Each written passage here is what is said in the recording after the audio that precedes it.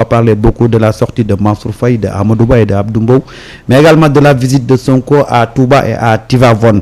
Gars yi dal leen jàmm, commencé leen partager, commencé leen aimer, commencé leen abonner. Siré nuyooti naa la amaat mbégte comme ni ma ko waxee mardi di dajeek yow président Bassirou Diomaye Faye dem na participer ci sommet CEDEAO bi ci biir sommet bi biñ ko defee ba pare invité nañ ko pour mu jouer rôle de médiateur entre l'AES mooy kuréel gi ngànk le Niger, le Mali et le Burkina ak CEDEAO mu nekk nag un débat boo xam ne tey am na sénégalais yoo xam ne sax dañ ne piège la parce que Sénégal tey li mu waroon mooy génn CEDEAO ñii ne Sénégal ak dayo bi mu am warul génn CEDEAO Siré la mooy sa position ak nan nga jàngatee rek le fait que Bassirou Diomaye Faye ñu jël ko un jeune biñ ko falee yàggul ñu jël ko def ko un médiateur. waaw mais président du tuuti de njiit du tuuti de jeune en fait dama bëggoon tooñ justement je vais venir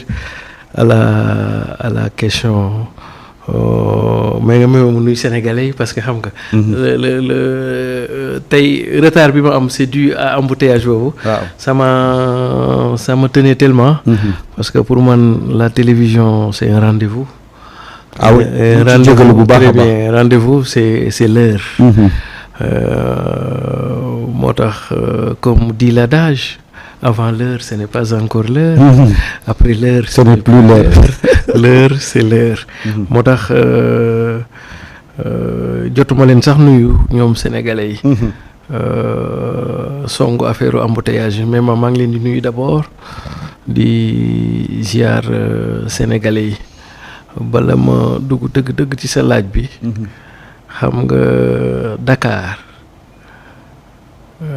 était la capitale du Sénégal. Ou Dakar est toujours la capitale du Sénégal.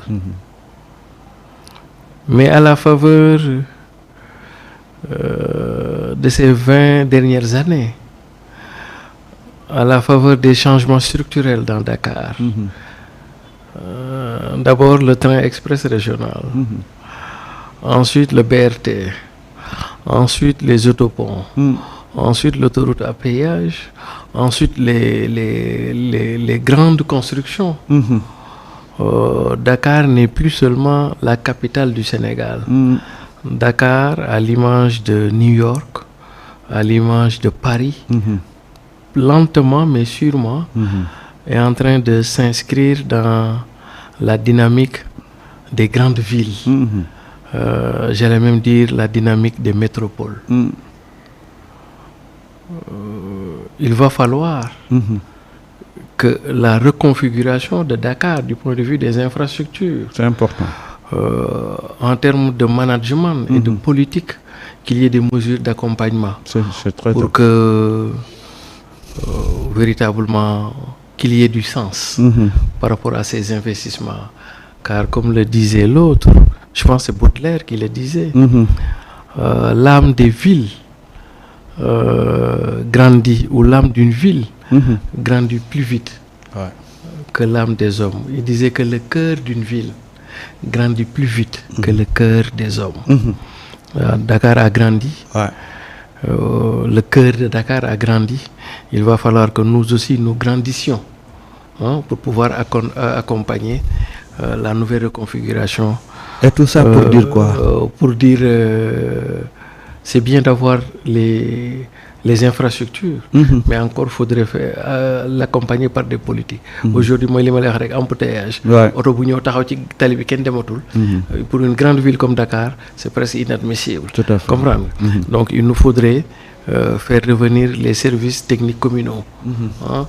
Et là, la meilleure formule, comme on est dans le temps de l'acte 3 de la décentralisation, c'est de faire revenir ce qu'on appelle la communauté urbaine de Dakar. Et d'ailleurs, ça existait à l'époque. Absolument. Et qui menait Du temps un de travail Mamadou extra. Diop. Voilà, de Mamadou Diop. Même jusqu'à Ablaye Wade 2000. Moustapha Niasse moo ko fi jëlee. À travers des différends qu'il avait avec, bon, etc., etc. Mais ça a été une erreur monumentale de faire disparaître ce qu'on appelle la communauté urbaine. donc effectivement laaj nga ma question d'abord dama koy faram-fàcce ci ñetti poñ. ñetti ponk. waaw bu njëkk bi. mooy sommet CEDEAO. bi encore faudrait-il le rappeler c'est comme la réponse du berger à la bergère, disons-le comme ça. Parce que les pays de l'AES, dont notamment le Mali, Burkina et Niger, se sont retrouvés à Niamey 6 juillet bi mujj samp benn kuréel gu bees gu ñuy tuddee ñoom confédération des États du Sahel. loolu d'abord ñu wax ci élément conceptuel. Ouais. En droit ou en sciences politiques. Confédération dafa wuute ak fédération. su ñu nee confédération mooy état bu ne yaa moom sa bopp waaye dafa am ay affaires yoo xam ni. dañuy lëkkaloo suñu doole. ay ponk yoo xam ne dañ koy waaw te souvent boo ko xoolee ci AES ni ñu ko bindee. bu la neexee nga jàpp ni lii ñetti yi ñoom danañ ko boole ba ñeenti yi. danañ ko boole. muy ban ak ban ak ban. muy la défense maanaam seen kaaraange. non pas seen sécurité intérieure mais seen sécurité. frontière maanaam seeni l'armée pour dire de manière prosaïque boo moytul dinañu mutualiser seen forces armées nga xam ni daanaka force armée yooyu mooy protéger comme ni ñuy defee casque bleu rek ku ne da ngay indi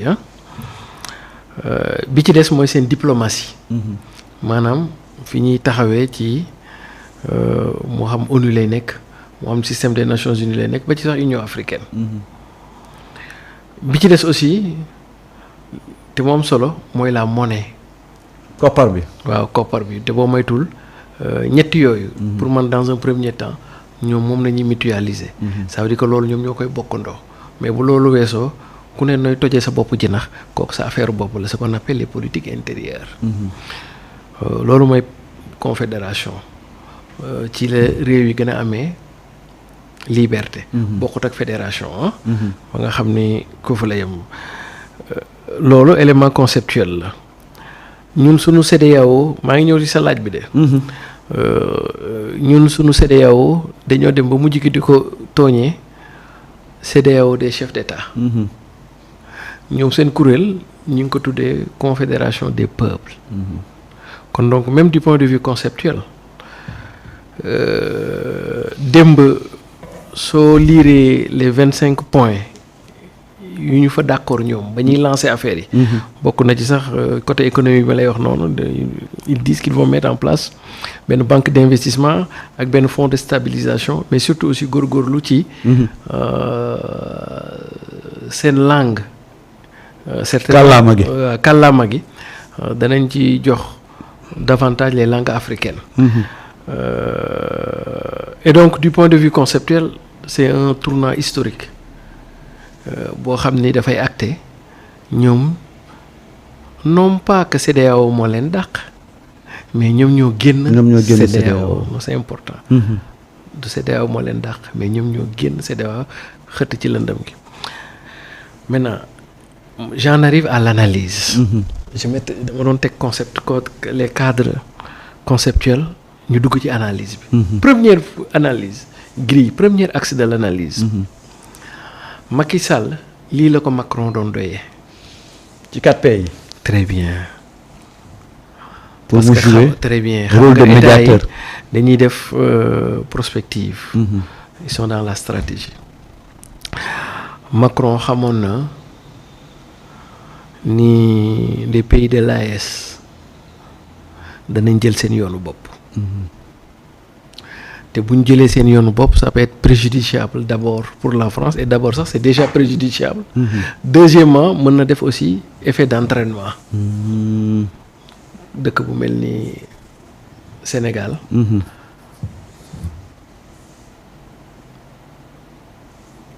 Surtout Sénégal, disons-le pour le moment. Surtout et peut-être même Côte d'Ivoire, on ne sait jamais avec l'arrivée de Guillaume Soro, disons-le comme ça.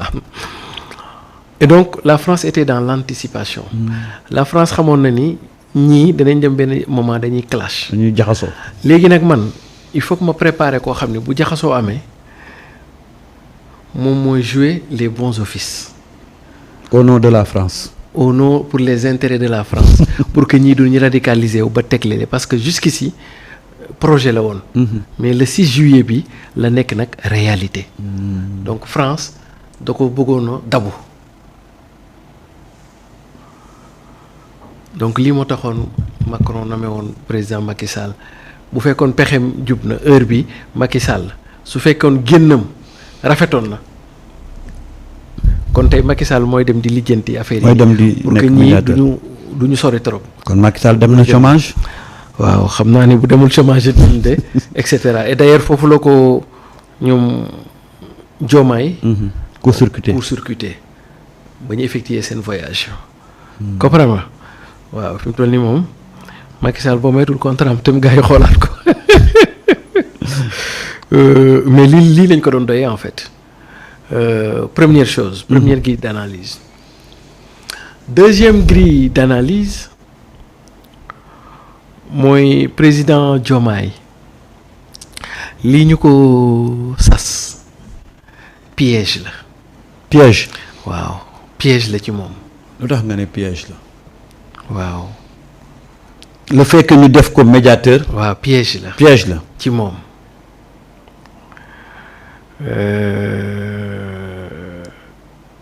lu tax muy nekk piège. loolu laay bëgg a xam. à l'état actuel